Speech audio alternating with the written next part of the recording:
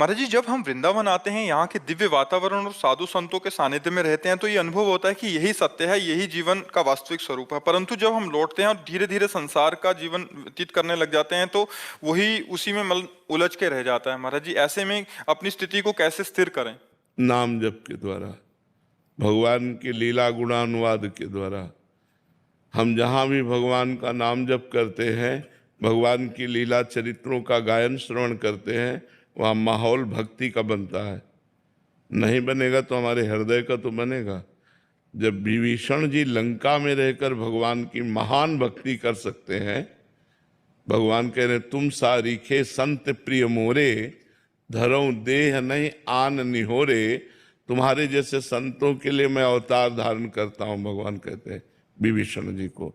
तो विभीषण जी जब साधुता धारण करके भजन लंका में कर सकते थे, तो हम फिर भारत में या विदेश में क्यों नहीं कर सकते?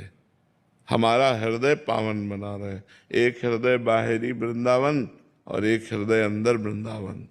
हमारे उर वृंदावन और माया काल जहां नहीं व्यापे, यहाँ माया काल नहीं में।